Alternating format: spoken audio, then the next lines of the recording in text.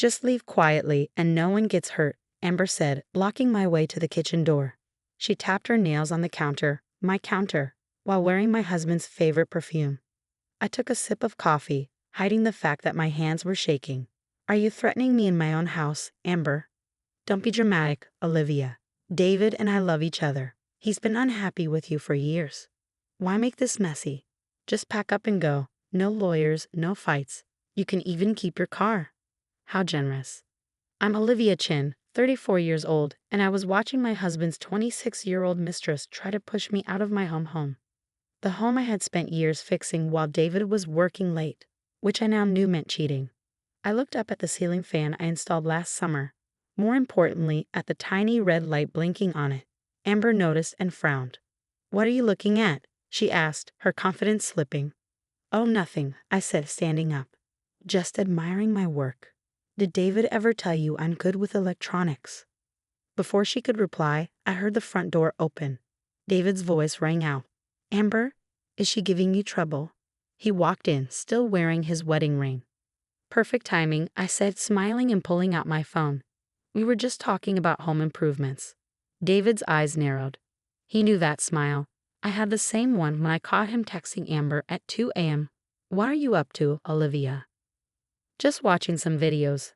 I turned my phone around, showing them live footage from the ceiling fan camera. Their faces went pale.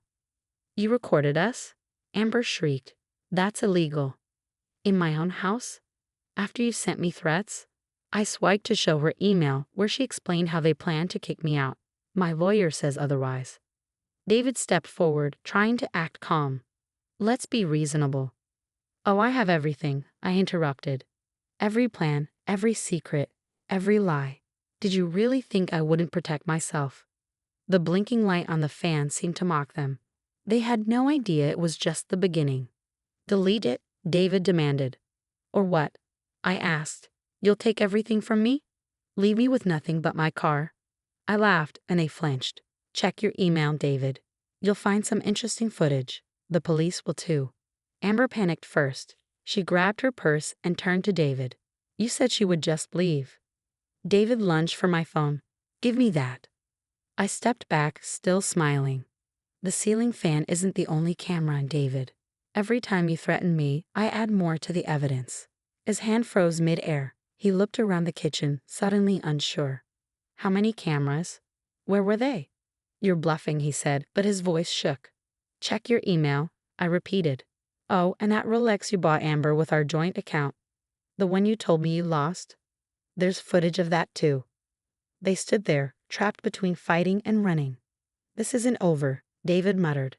You're right, I said, sipping my coffee. It's just beginning. My lawyer and the police will be here soon.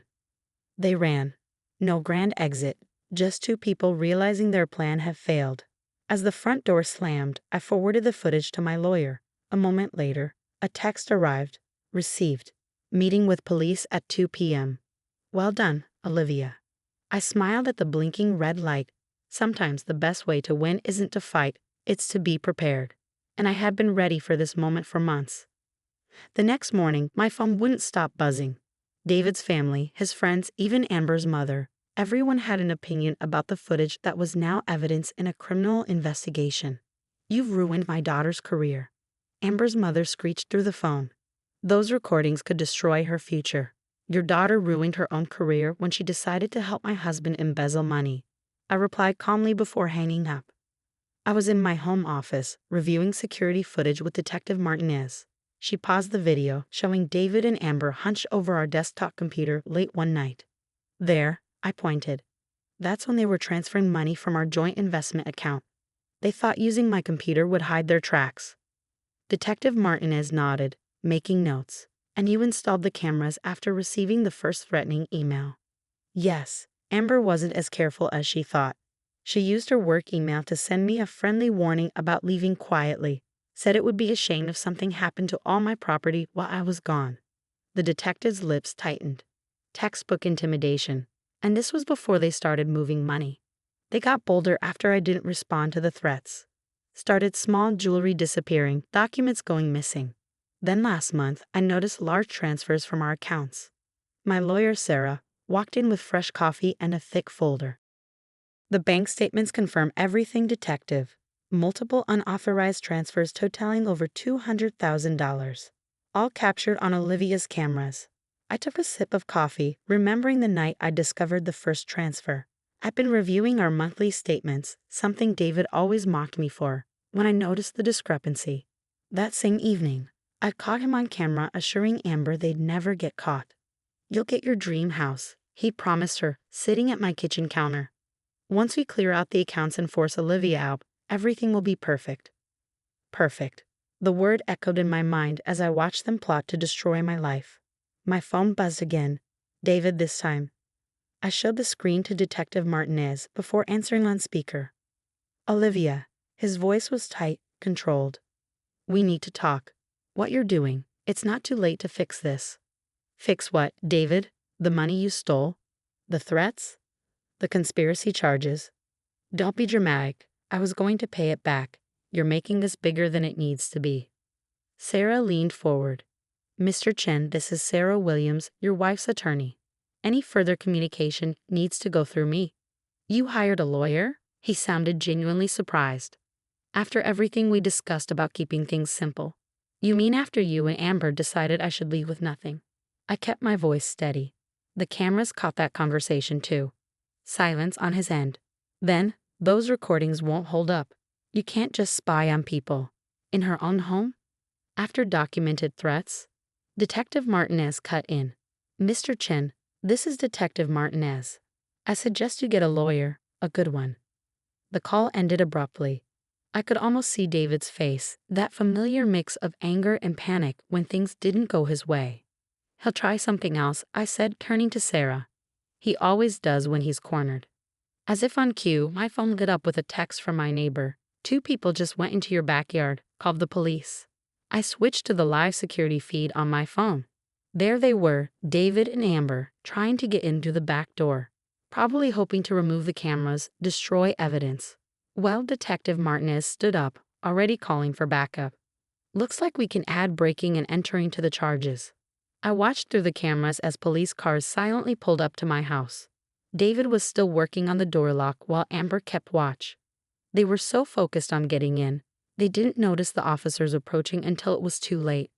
The look on their faces when the police announced their presence, that moment of pure shock and realization, was captured perfectly by my cameras. More evidence, more charges. Sarah squeezed my shoulder as we watched them being led away in handcuffs. "You okay?" I nodded, feeling strangely calm.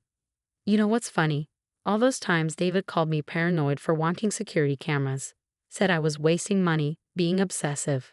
Turns out being careful isn't such a bad thing." "Being careful saved everything," she corrected. "The footage, the bank statements, the emails, you've built an airtight case. They won't get away with any of it." Detective Martinez returned looking satisfied. "They're both in custody. We found lockpicking tools and some kind of device they plan to use on your cameras. Premeditated, documented attempted break-in while under investigation. The DA is going to love this." I thought about David sitting in a jail cell, probably still wondering how his perfect plan had fallen apart. How his quiet, agreeable wife had outmaneuvered him at every turn. "What happens now?" I asked. "Now," Sarah smiled. "Now we make sure they face consequences for every single thing they did. And believe me, the list is getting longer by the hour." I looked around my office, my home. Everything they tried to take from me.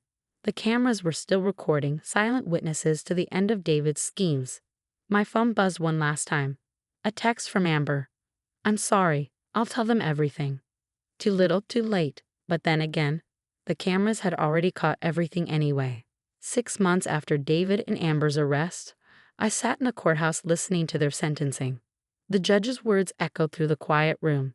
"The evidence in this case is overwhelming," she stated, looking down at David and Amber. "Conspiracy, attempted theft, financial fraud, breaking and entering, and intimidation. The calculated nature of these crimes is particularly disturbing." I watched David in his ill-fitting suit, so different from his usual polished appearance. Amber sat beside him, tears streaming down her face. Neither would look at me. "Mr. Chen, you're sentenced to 4 years in prison. Ms. Walker, 2 years with possibility of parole." Additionally, you'll both be required to pay full restitution." As they were led away, David finally turned to me. The anger in his eyes had been replaced by something else. Defeat. He'd lost everything: his job, his reputation, and his freedom. The prestigious accounting firm he worked for had fired him immediately after his arrest. No one wanted a financial advisor who stole from his own wife. Outside the courthouse, reporters waited with cameras, real ones this time. Sarah handled them expertly. "This case shows that domestic financial abuse is a serious crime," she told them. Thanks to Mrs. Chen's foresight in documenting everything, justice was served. My phone buzzed with a message from Detective Martinez. "Thought you'd want to know. They found more victims. Other women David scammed. Your cameras helped build those cases too." Later that evening, I hosted a small gathering at my house. The same kitchen where Amber had tried to intimidate me now filled with the people who'd helped me through everything. Sarah, Detective Martinez, my neighbors who'd called the police that day. To Olivia, Sarah raised her glass, who proved that the best revenge is being smarter than your enemies. I smiled, thinking of the cameras still quietly watching over my home. I decided to keep them, not out of fear, but as a reminder. Sometimes the best protection is simply paying attention. You know what David said in his final statement to the judge? Detective Martinez asked, sipping her wine. He claimed he never thought you'd fight back. Said you were always so agreeable, so trusting. That was his mistake, I replied. He thought quiet meant weak. He never understood that trust should be earned, not taken for granted. The doorbell rang. Another delivery. Since the story hit the news, I've been receiving letters from women in similar situations asking for advice. My security cameras had inspired them to protect themselves too. Sarah picked up one of the letters. "Have you thought about what you'll do next? Your story could help a lot of people." I had thought about it. The last 6 months had changed me. I wasn't just a survivor of David's schemes. I was stronger, wiser, and ready to help others. "Actually," I said, "I'm starting a consulting business, teaching women about financial security, documentation, protecting themselves." Turns out there's a real need for it. From victim to advocate, Detective Martinez nodded approvingly. Perfect.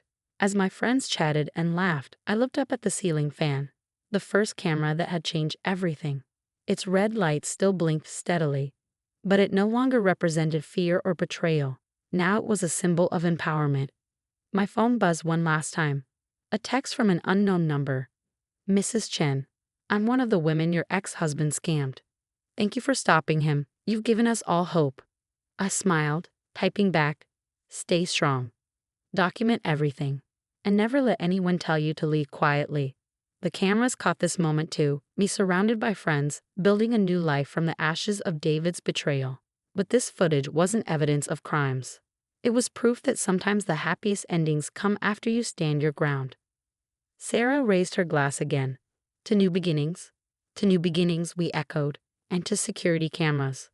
Laughter filled my kitchen, replacing the memories of threats and schemes. David and Amber were facing justice, and I was free to write my own next chapter. Sometimes the best revenge isn't running away. It's standing your ground and letting the truth speak for itself, one video frame at a time.